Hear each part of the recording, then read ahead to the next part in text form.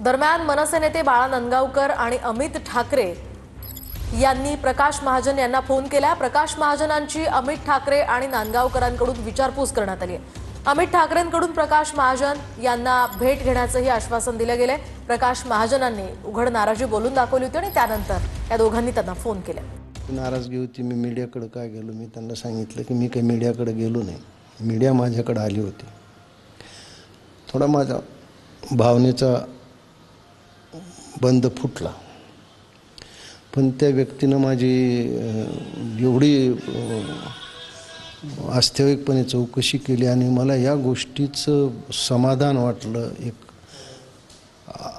मानसिक आनंद झाला की एवढ्या मोठ्या नेत्यांचे चिरंजीव असून त्यांनी सांगितलं की मी तुम्हाला भेटायला येतो। मला वाटतं जर असे नव्या विचाराचे नेते असले तर नक्की राजकारणात एक पुन्हा सभ्यतेचा सज्जनतेचा एक पर्व सुरू होईल। त्याच्यामुळं ते माझ्या मुलापेक्षाही लहान आहे। मी म्हणलं की आम्ही जे तुम्ही मला भेटायला यायची गरज नाही, तुम्ही बोलवा, मी येतो। मी तसं काही दुराग्रही नाही आहे। जे झालं त्याच्यात ते काही फार चांगलं झालं नाही, पण एक पक्षात सुधारणा व्हावी, काम करणाऱ्या लोकांना प्रतिष्ठा मिळावी, हेच माझं त्याच्या मागचं म्हणणं होतं। बाळा नांदगावकरांचं आज माझे मित्र, आमच्या पक्षातले वरिष्ठ नेते बाळा नांदगावकरजींचा फोन आला।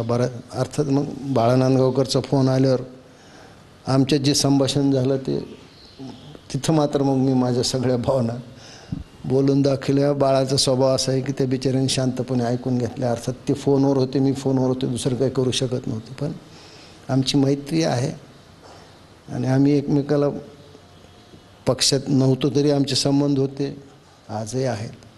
मी माझ्या भावना त्यांना कळवल्या आणि माझा उद्देश काही गोंधळ करावा, काही करावा असं नाही। ते पक्ष चालवताना प्रामाणिक चांगल्या कार्यकर्त्याची अवहेलना होऊ नये एवढाच माझा उद्देश होता।